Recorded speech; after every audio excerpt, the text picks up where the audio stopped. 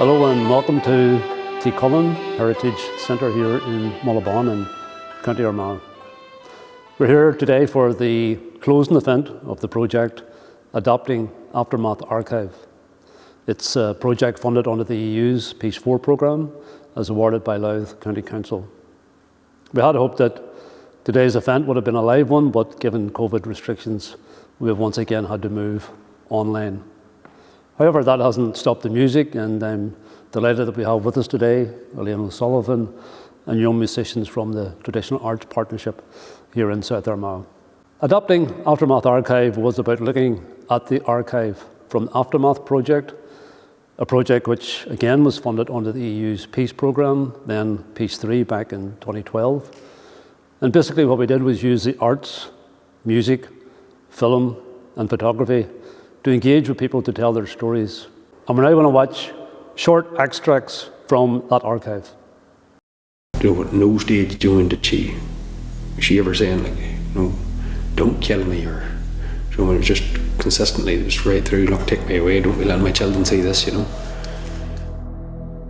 sat us down and he said to us, look, I have some really bad news for you, and he didn't break it to us gently. It was the best way to do it, I suppose. He said, look, your father was killed last night along with a couple of other people in Donnelly Square. And I can remember sort of thinking, this is a joke. As children looking out in the dark and seeing masked men with guns holding our parents outside, it was a very frightening experience. David Ushan. I'm from Afghanistan. I came to Ireland in 2004, September 2004. I was sentenced to 14 years, and I immediately joined the No Work protest, and this was in protest at the loss of political status. I refused to do that, so that entailed me getting a blanket, not wearing a prison uniform, and fighting the British regime from inside a prison cell in H-Block, like many others, hundreds of others. On the Sunday, after getting a death threat on the Thursday, he left the house on the Sunday morning around 7:30, 8 o'clock. Never seen him again. And you really just kept your head down, and you were quiet and you got on with it. We were frightened. We just didn't know if we were going to be targeted or whatever. It just was a scary time. I remember that. I remember saying to him, I says, well, if we do, we're dead. I says, will the chances by, maybe we'll live to fight another day. I remember saying that to him. There were a couple of near flashpoints. There was one incident where a helicopter fired at an APC at Carrick-Arnon. The APC was going to return fire, but the turret got jammed, which was probably fortunate. He lived for 3 days because they couldn't get the shrapnel of the car out of his body. They worked as hard as they could on him, just couldn't save his life. So the day that he died, I was there, and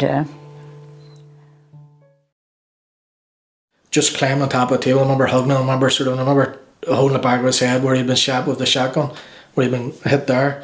I remember grabbing him. I remember crying. I was crying, and I couldn't stop crying. I know that, and I just kept holding him, and people were pulling me off, and eventually it came off. I thought this was a setup.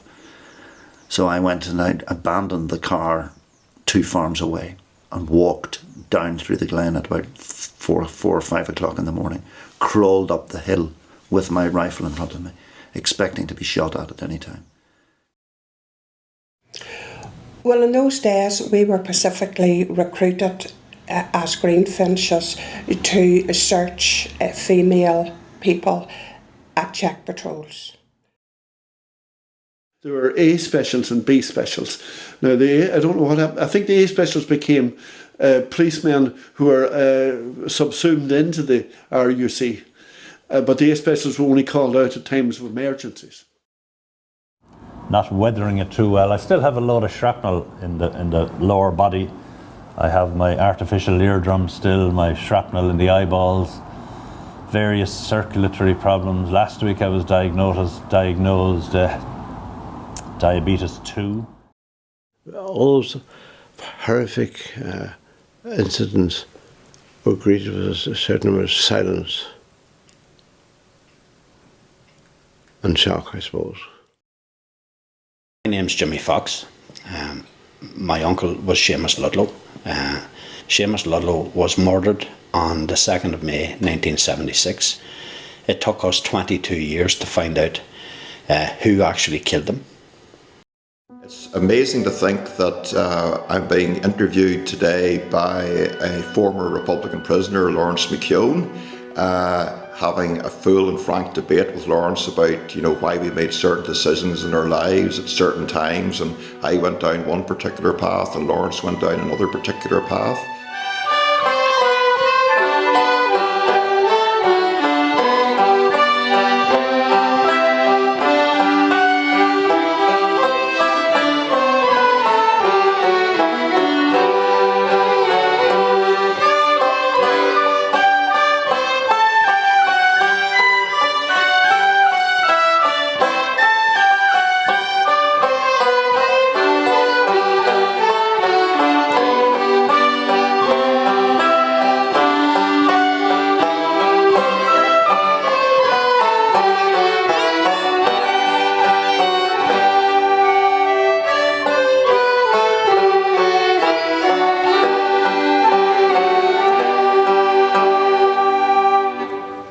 Our project began in June of this year, and Leslie Emerson from the School of Education at Queen's University Belfast studied the archive, and then from that created a draft educational resource which was then used for workshops.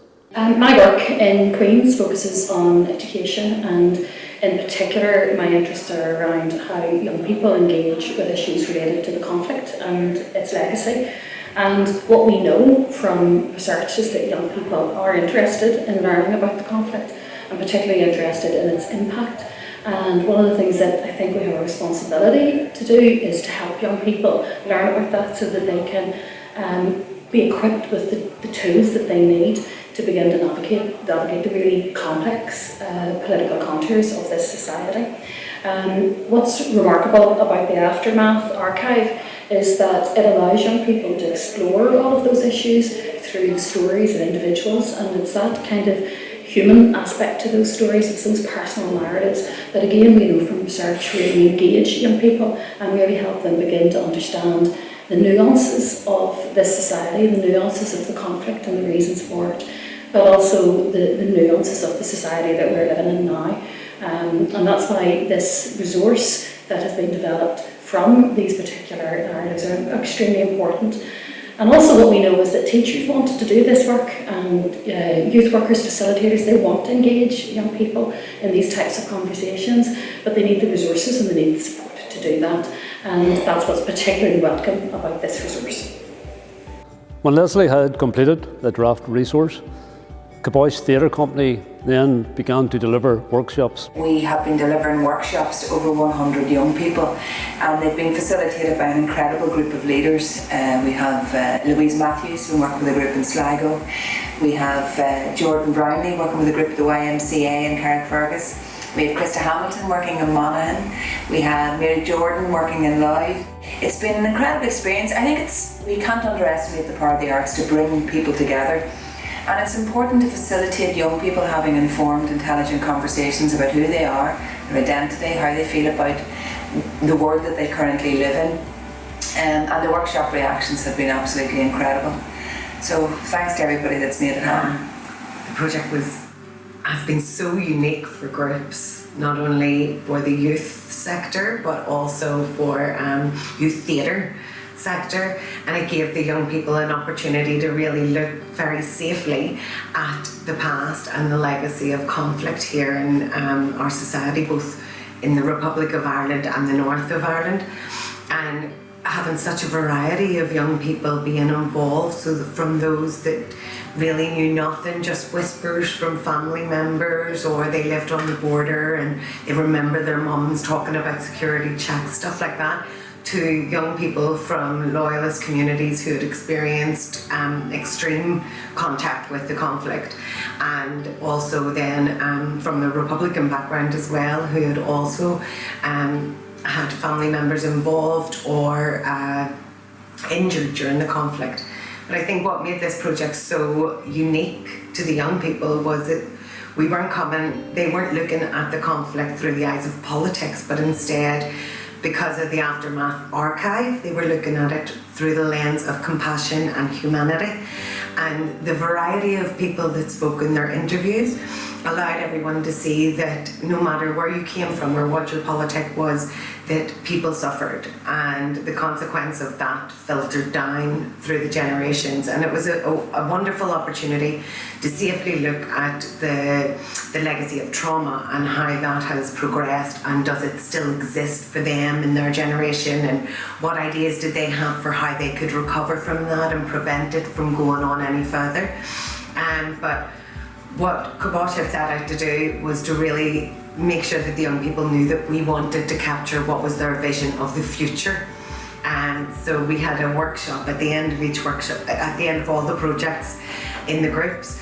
They did a session where they delivered their own manifesto, and it detailed what they wanted to see in this country.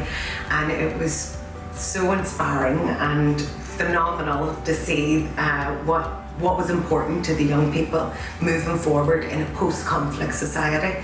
And it was care for others was the main thing, and care for young people, and the reduction of the voting age to 16 was a massive point. So it really felt like the project was able to empower the young people to see themselves as active citizens, and that their voice really mattered, and that they could have input into the future of the society that they lived in. And you could see that empowerment, and you could see the joy that young people had in having the power to dictate, this is what I think, this is the world that I want to live in. And so rather than them looking back, the project actually gave them an opportunity to set the vision for the way forward, and that made a huge difference. This is my story.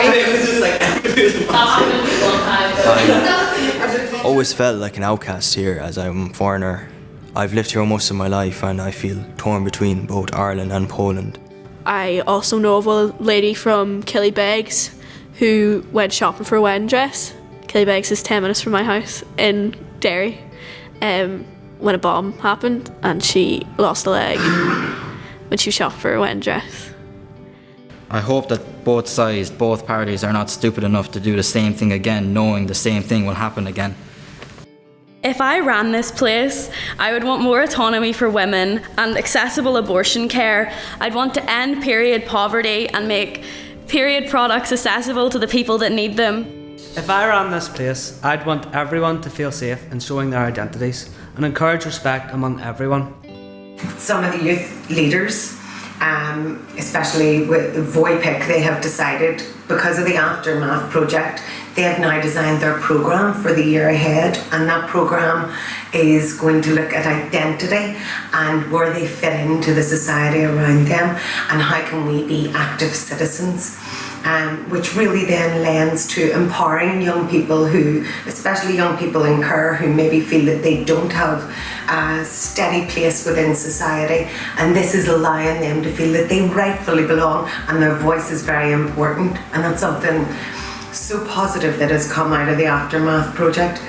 And also then on the flip side of that, the YMCA group from Carrickfergus, their year ahead has changed because of this project, and now they're planning on setting up a drama group. So combining both politics and social life with theatre and drama has allowed everyone to see the power of using theatre as a tool for change, especially for young people, creating a safe environment for them to be able to look at really tough issues, but in a good way and in a bit of a fun way too. As well as facilitating workshops, it was very important to Kibosh that we allow young people to experience provocative theatre that stimulates new informed conversations. And so we brought a piece called Those You Pass in the Street that looks at the legacy of conflict and how we can potentially draw a line under the past and move forward, and how we allow ourselves as individuals to accept the fact that we're all on a different path as regards reconciliation. So that's what the play is about. We staged it in the Garage Theatre in Monaghan for 61 young people from Enniskillen and Monaghan, and we followed the show with a facilitated discussion. And interestingly, in the interval, their leaders, Krista and Sally, were saying, I don't know if the young people are going to speak, but of course the conversation was nearly as long as the play. We only had to stop the conversation because the bus arrived to take the young people home. But it's interesting when you talk to young people about active citizenship and how, through dealing with their relationship with the conflict in their own island, that then they can come to terms with how active they can be as regards global issues, whether that is about the environment, whether that is about human rights issues, or whether it's about their own identity, their own sexuality, their own relationship within their peer group and within their family. It was a really important performance, and it meant a lot to us to bring it to those young people.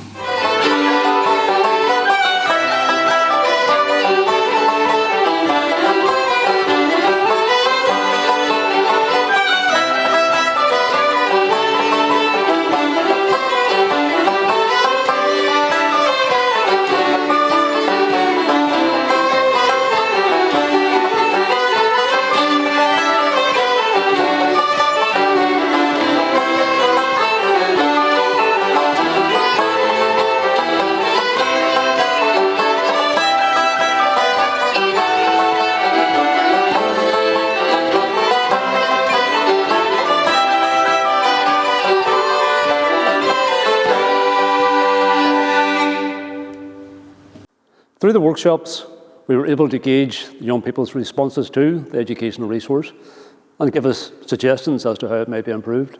But a very important part of the overall project was the establishment of a young person's advisory group.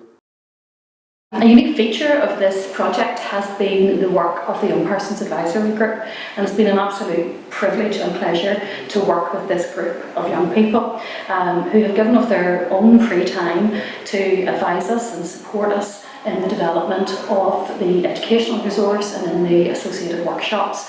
So they've met online, they have tried the activities, they have helped us understand how best to engage young people and also how best to support their teachers and other facilitators in the delivery of this type of work. And for that, we are incredibly grateful to them for everything that they've done.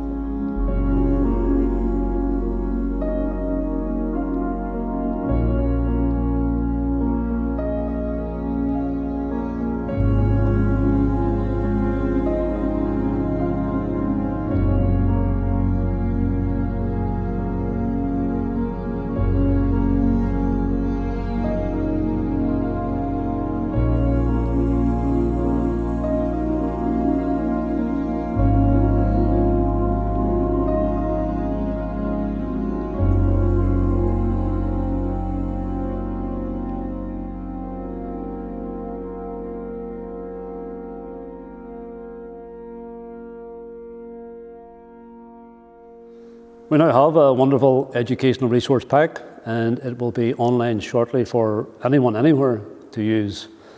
And what I want to do now is to refer back to some of those participants in the Aftermath project who will tell us why they did participate and their response to hearing that it's now going to be used in this way as an educational resource. My name is Andrea Connolly. I took part in the Aftermath project after speaking to a few other people who had participated in it. I really enjoyed taking part, and I'm absolutely delighted that today the stories from the Aftermath have been turned into an educational resource. I think it's a fantastic idea, and it's going to give a really broad spectrum to people of what actually happened and their own personal stories during the Troubles. Hello, my name is Alan Bracknell. I got involved in the Aftermath project in 2012. I assume it was Lawrence who asked me to get involved. I suppose at that time I wasn't really sure what to expect, and I also wasn't sure what I wanted out of the process. But I suppose the most important thing for me, looking back on it, was that it was an opportunity for me to tell my story and my family's story, and more importantly, to have that story acknowledged and heard. I think it's really important that we all listen and hear and acknowledge each other's lived experiences. I'm going to steal a phrase now from one of my work colleagues who often points out that the word knowledge is within the word acknowledgement, and I think it's important to make that point and say that we do have to have knowledge of the past, we do have to have knowledge of our lived experiences, but we have to have knowledge of each other's lived experiences as well. I suppose the other point is I think it's really important that the Aftermaths project is now moving forward in an educational format, so that generations to come can learn from our experiences, can learn from what happened to us as individuals, as families, and as a society, to ensure that we don't allow this to happen in this country, and we will do all that we can to ensure that it doesn't happen in any other country. Thank you. My name is John Connolly. I'm a participant in the Aftermath project. I'm a former prisoner, and to me it was very exciting to get the opportunity to put forward my position around the narrative and conflict, bringing a counterbalance, in my opinion, to the demonisation that was heaped upon the Republican community during the years of conflict. I'm also delighted to learn that it may be used as a tool in education programmes further down the road. To me, it's invaluable that people have a better understanding of conflict and a clearer insight as to why people like myself and my community felt the need to become involved in conflict. Hi, Will Glendinning here. I'm the coordinator of Diversity Challenges, and Aftermath has been one of the projects which we have been involved in as a means of looking at the past. I also was a contributor to Aftermath, telling the story of how part of the conflict affected me. I'm very glad that these stories have been collected, because I think it is important for our understanding of the conflict that various different perspectives and backgrounds are heard. And it is good that the material is now being made available in a way that it can be used as a learning base for people. I took part in the Aftermath project because I was privileged to be asked by Lawrence, whom I'd met on a previous peace-building theatrical project. As a retired police officer who firmly believes that we must all do what we can to move on from a negative peace to a positive peace, I see art in its widest sense providing the opportunity to facilitate peace-building, particularly in the area of storytelling. And the Aftermath project provided that safe space to hear those stories and to be heard with respect and to have those difficult conversations and develop relationships with people from a diversity of backgrounds. For too long in Ireland in general, we have suffered from a reticence to engage in any meaningful way with the other. Whatever you say nothing. Now is the time to engage, to talk, to tell our stories that will be heard by both this and subsequent generations, to facilitate them to make sense of what happened. stories that will live on through the excellent Aftermath educational resource long after our physical presence has gone. The main reason I took part in the Aftermath project was to tell my story and the events surrounding it. My biggest fear was that others would try and rewrite history and portray a sanitised version for political purposes or otherwise. It was also imperative that the true story be told for educational purposes. You don't want students in the future studying a rewrite of history. The truth about the events during that period must be first and foremost, not only for the students in the future, but for all who lost their lives during the conflict. I feel it's important that those of us who still have reasonably accurate recollection of what happened during our lifetimes record it for posterity, because what very often happens is that it's subjected to revision, or revisionism, which I think is appalling, because people need to know what happened, when it happened, and possibly why it happened. And the other aspect of it is that we have a sort of a narrative in this country that everything that was bad that was done by various organisations within Northern Ireland, or indeed in the South, it was all driven by the IRA. That was not the case. The instigation of violence came from the loyalist side, and the loyalism initially was the biggest threat, and essentially we were looking at possible pogroms reflective of what happened in 1921 prior to the establishment of the Irish state. And I feel, as somebody who was around, who saw what was happening and had an objective idea and view of things, it was important for me to record it. Joan Martin, the CEO of Louth County Council, can't be with us today, but she has recorded this short piece. Hello everybody, and welcome to not only the end of another project, but the end of another year. It has been a challenging year for everyone, challenging for the organisations and individuals delivering projects, for the participants engaged in them, and for the staff of Louth County Council who sought to assist project coordinators as they devised new means to deliver the projects. I am amazed, encouraged, and very proud of how everyone across all those various roles rose to the challenge and were able to deliver such a broad range of activities that have helped in no small way to assist with the mental well-being of our young people, despite the restrictions and limitations of COVID regulations. Adatping Aftermath Archives was one such project.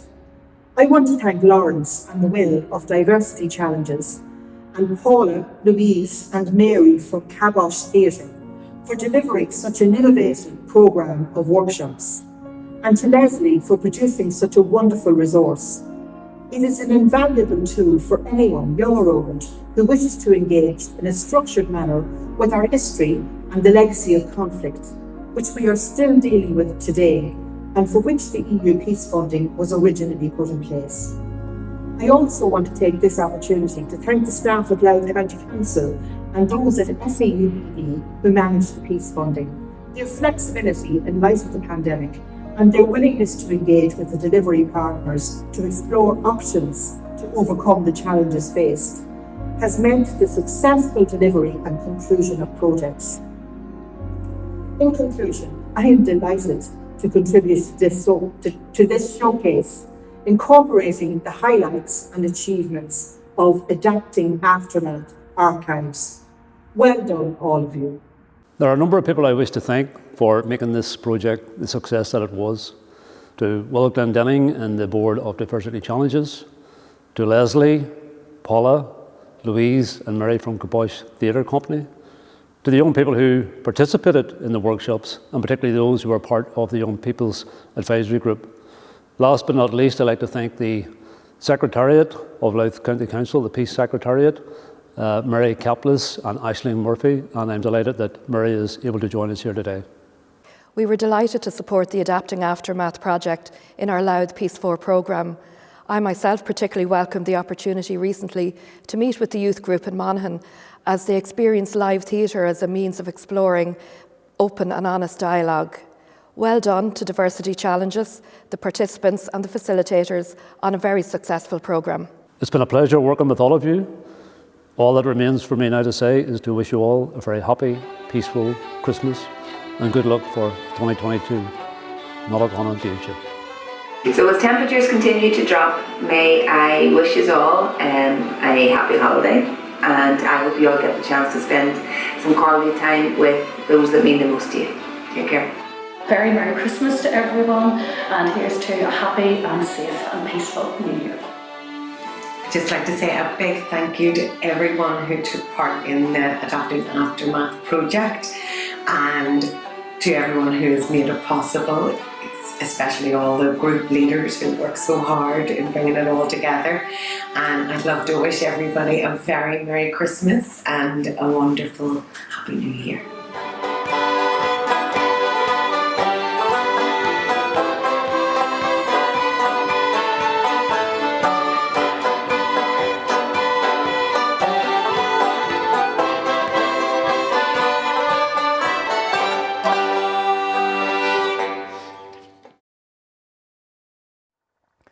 Then he paused, and he gazed with an eye full of pleasure, and the form or disguise sure he could no longer hide, till at last he exclaimed, and joy being the measure, is this my love Jane, that I met on the Clyde? For Jane she was to me, since you seem not to know me, and out of his pocket a small bill he drew, saying, here's 50 pence, as a token I'll give you, since you in my absence have proved loyal and true. And since that kind fortune has brought us together, tomorrow, my darling, I will make you my bride. And you and I, two lovers, we'll never be parted, and I'll wed with my Jane, that I met on the Clyde.